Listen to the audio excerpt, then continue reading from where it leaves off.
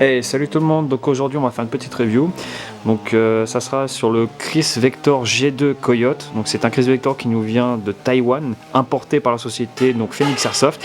Il est limité en exemplaires en France, donc c'est très dur à le trouver si on n'est pas soit importateur, soit client pour se faire livrer 5 modèles en France.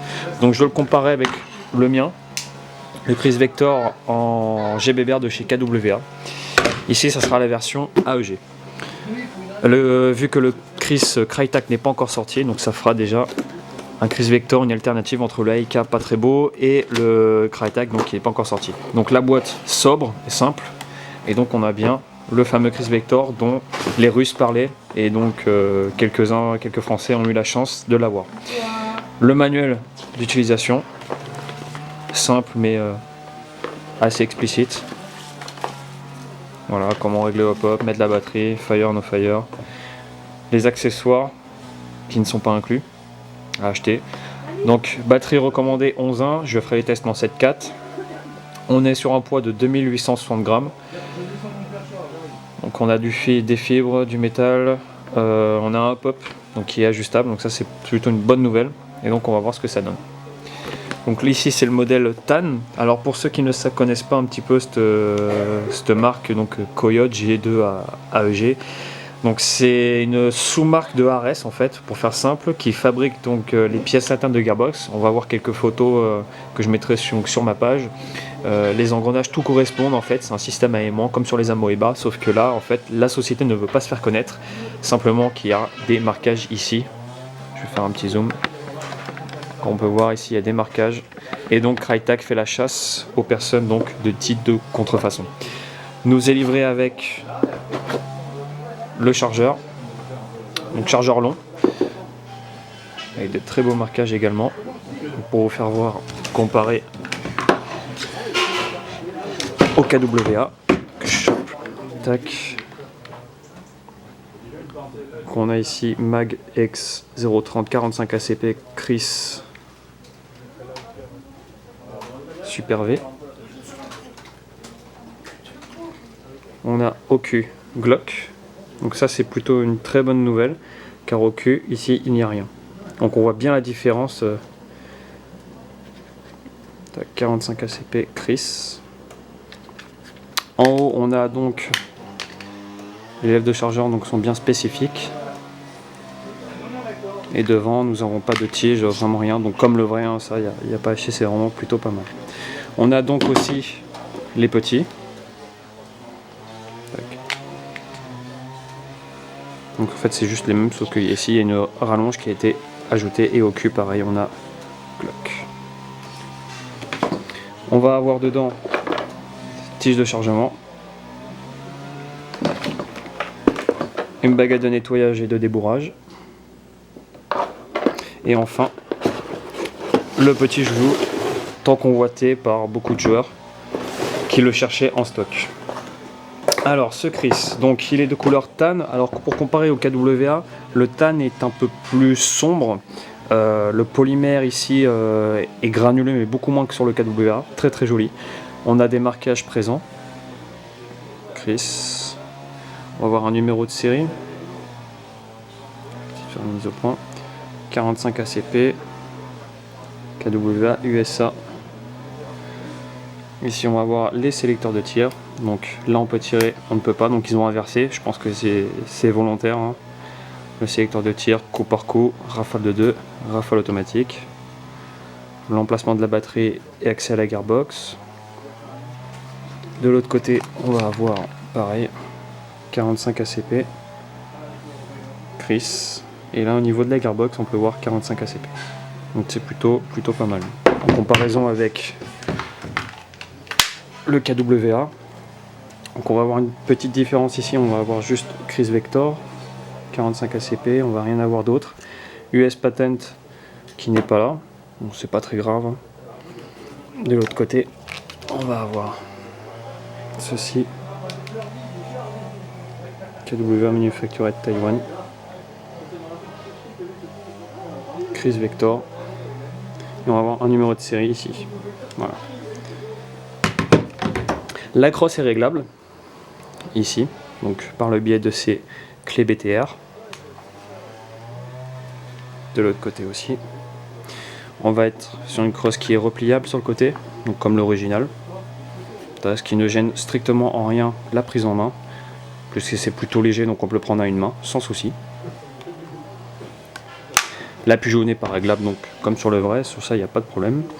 On va avoir ici un réceptacle, donc on n'arrive pas à l'ouvrir. Je veux pas forcer en fait. Je pense qu'il doit y avoir, comme sur le KWA, une petite trappe en fait qui est ici, qui permet de loger donc tout ce qui est normalement sur le vrai huile de nettoyage. Là on a l'outil pour régler le hop-up sur celui-ci. Tac. Au niveau de la détente, on voit une petite différence. Donc les G2 en fait, ici on a des détentes courbées et ici on a une détente type 1911, c'est-à-dire qu'en fait elle est droite. C'est appui direct avec la tringlerie. Sur le KWA, on va avoir un levier d'armement non fonctionnel, mais présent, qui mérite d'être présent et qui est manœuvrable. On va avoir un arrêtoir d'ensemble mobile où on peut appuyer, qui fait acte de présence pareil, mais très sympa de l'avoir reproduit. Un bouton d'extraction de chargeur qui fonctionne très bien, non ambidextre. Sur ça, c'est pas très grave. Juste appuyer, le chargeur vient tout seul. En parlant de chargeur, donc on voit bien, coulisse parfaitement. Il n'y a quasiment pas de jeu, donc ça c'est plutôt une bonne nouvelle. Les sélecteurs sont plutôt bien crantés, ambidextre. La sécurité, donc bien cranté aussi, ça c'est plutôt pas mal. La détente, on entend, je sais pas si on va entendre, le micro switch, le fameux micro switch pardon, qu'on peut entendre sur les modèles d'Ares. On va avoir les organes de visée avant et arrière, donc on va avoir un guidon en fibre, réglable en hauteur ici, et on va avoir un cran de mire, donc arrière, un œilleton, enfin deux œilletons pardon, grand ou de précision, donc ça c'est plutôt pas mal. Au-dessus on va avoir aussi un cran de mire, un tout petit cran de mire, donc là on verra pas la caméra je pense, juste au-dessus on aura un tout petit cran de mire, donc c'est plutôt sympa. Le hop-up se règle via cette petite vis, donc c'est très discret. Alors ça c'est vraiment très appréciable de la part du fabricant d'avoir fait vraiment un truc discret par rapport au KWA qui lui, bon bah c'est vraiment discret, mais voilà, on n'aura pas de vis, mais c'est vraiment très sympa et c'est vraiment super quoi. On va avoir un pas de vis en 14 mm horaire,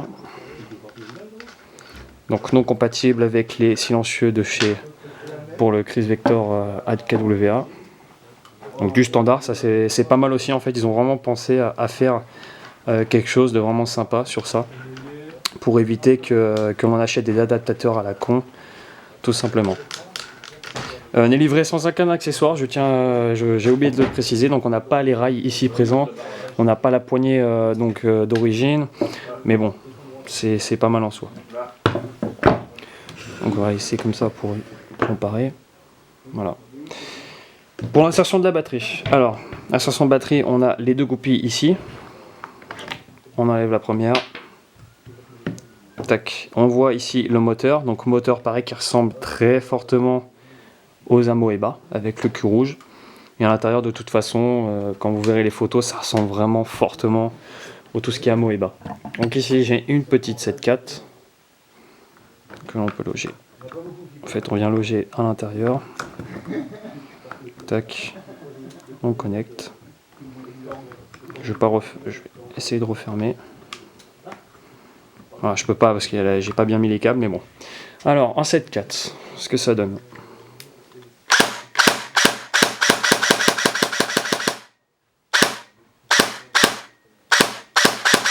Voilà, on a un jeu vraiment très grand, mais on peut faire comme sur les Systema ou sur les Gearbox à micro switch. Ou sur tout ce qui est Gearbox avec MOSFET spécifique, on a vraiment une détente vraiment très courte. Et là, on arrive en butée. On a la rafale de 2 et rafale automatique. C'est de la petite 7/4, donc c'est normal que ça soit aussi long que ça. Tac, on va débrancher, on va retirer la batterie. Et puis on va passer donc au test chronie pour voir un petit peu à combien il sort. Et on va faire un petit test de portée donc sur 5, 10, 15 et en 30 mètres il me semble. Allez, à tout de suite. Passage chronie Chris Vector AEG. 0,25.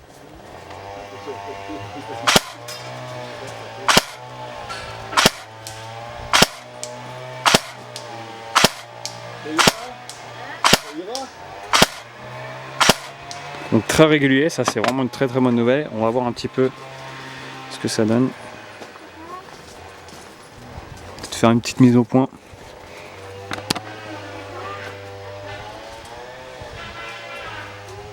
Voilà. Donc on voit 258,3, donc on est dans 0,25 hein. FPS donc de moyenne. Le plus bas on est à 255,7, le plus haut 259,9, donc c'est vraiment très régulier. Et là on va passer donc au test de tir, donc 5, 10, 15 et 30 mètres.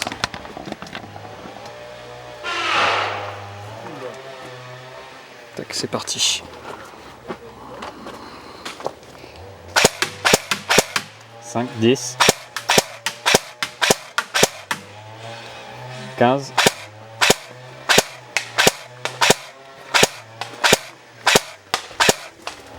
donc là 15 ça y va, à une trentaine de mètres. Ça y va sans problème.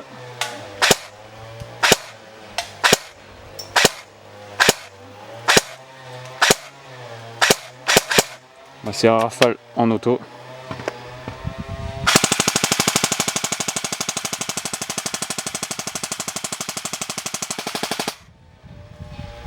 C'est plutôt pas mal. Donc voilà, en conclusion, un Chris Vector qui est donc plutôt rare, donc il va valoir très cher dans quelques temps, ça va vraiment fuser au niveau des prix. Niveau comparé à un KWR, bon c'est pas comparable vu que c'est un GBBR KWR et ici un AEG. Donc franchement je le conseille, disponible, il y a encore un seul modèle disponible sur Phoenix Airsoft. Donc voilà, merci d'avoir vu cette vidéo et à bientôt.